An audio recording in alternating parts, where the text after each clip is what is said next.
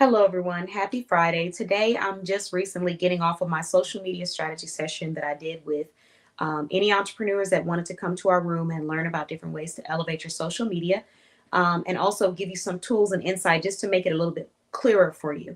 So, in this room, I shared 10 misconceptions that I have experienced about social media as a social media manager, someone that manages multiple different industries for different clients. So, I just talked about a few things that I have observed through time or that I've learned through studying.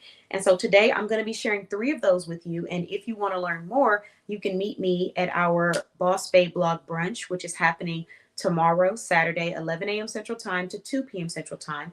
And you can join me there. I'll be doing a social media strategy session.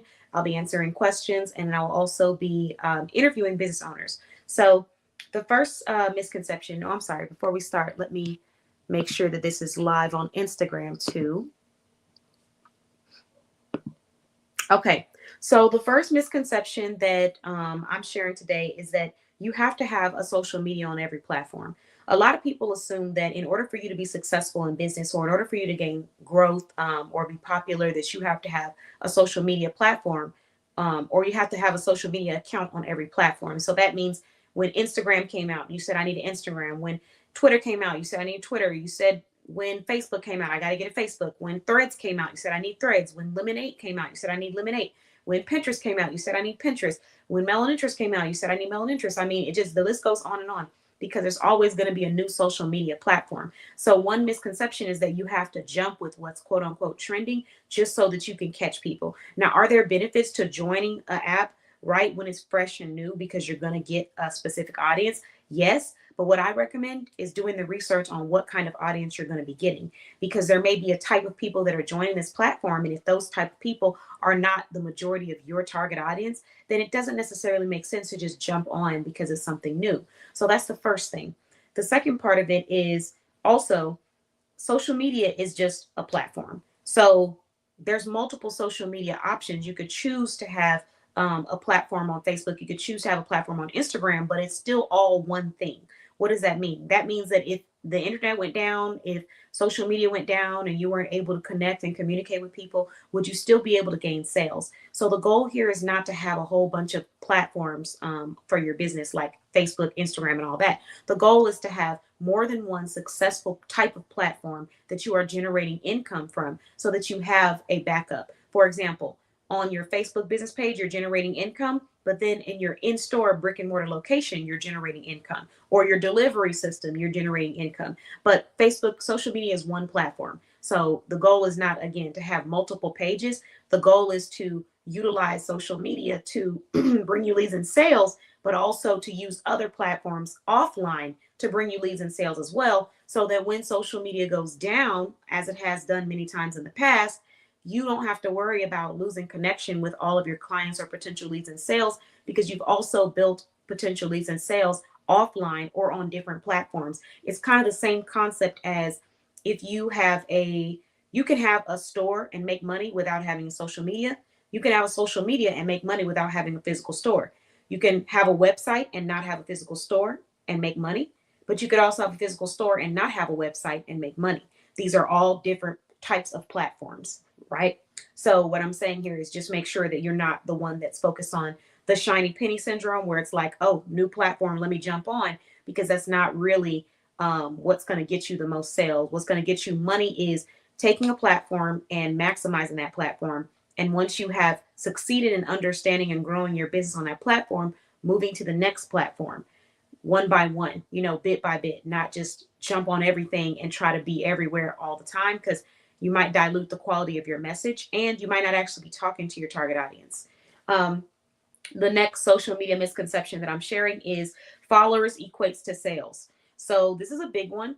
A lot of times, business owners and shoppers, you see a brand and you will assume that because it has a lot of followers, that means that the quality is up to a certain part. But I've experienced myself where I work with people who have had lots of followers, and the performance level that they were at was probably like at the same performance level at someone that had very little followers. So following cannot be what you use to determine if you are being successful on social media, and it should not be your focus. Your focus should be on content creation. And that's where we go into tip number 3, which is focus as followers is not as important as focus as content creation. So you're so focused on follow me here, follow me there, trying to get people to follow that page. But in reality, all of that energy should be put into creating content. Because if you're creating content and you're just blasting that content out on your email newsletter, on your social media, you're going to increase the chance of people actually coming back to engage with you or visiting your website. The more content you have. But if you're telling a whole bunch of people to follow you and you don't have any content sharing your products and your services and your videos, doesn't necessarily mean you have to be in it. But if you don't have the content, what are they following? They'll follow you and then they'll like one post and then never see a post from you again for like 2 to 3 months. So don't focus so much on the following, focus on the content that you're creating, because when you create valuable content, you're going to attract that audience. I have one of my clients right now who I have created content for her and set up a lead funneling system. And just by creating content in this lead funneling system, I've been able to generate over hundreds of emails for her, people who have subscribed to her email newsletter that now want to be a part of her community so they can join her events, so they can learn about her products and services. So I'm getting like hundreds of emails every month I'm having to fill out. I'm getting hundreds of requests from this lead funneling system. So I didn't focus on, we have to have X amount of followers. I focused on we have to put out quality content and we have to have a consistent flow of content and create a schedule. And that's what I did to help grow her platform. So these are just examples, but don't get stuck on the numbers of the followers, because you could see someone who has like over 600,000 followers and they can be struggling with gaining sales or have not even landed their client yet. And I've seen this happen where I've had people come to me who have way more followers than me on Instagram or social on Facebook. I have 6,000 followers on Facebook. I have 200 on my almost 300 on my Instagram business page, and about 700 on my Instagram page, and about 140 subscribers on my YouTube. And I got multiple platforms, but the point is I had about 200 followers on one platform, and someone reached out to me who had 10 times more than that, struggling with gaining sales, struggling with gaining leads. So followers does not equate to sales. And once you learn the true purpose of your social media, which is to make someone feel something so that they feel inclined to click on a link or follow a simple call to action that is going to lead them into purchasing with you, then you'll start to be a little bit more productive versus worrying about what the next person is doing. So hopefully these tips have been beneficial. I'm going to drop one more bonus and then I'm going to go ahead and end this live. Oh, and shout out the sponsors of our upcoming event. So the next bonus that I'm sharing is, let's see, have so many great ones. We're going to go with, you must post multiple times a day to make sales or to grow your social media. That is a quote unquote myth. Will it help? Yes. But do you need to post multiple times a day in order to grow your social media and to see leads come to you? No, not necessarily, because you could have someone posting multiple times a day and they're just posting blank post or nothing that's really attractive to anyone, and they don't see anything come from that because their content isn't there. But you could also have someone who maybe can't post multiple times a day, but they post once a day, or they post 4 times or 5 times a week, and their content is golden. So people end up going to click on their website to learn more, or subscribing to them, or following them. So that idea that you have to burn yourself out to be successful is not really the focus that I would push people on as a social media manager.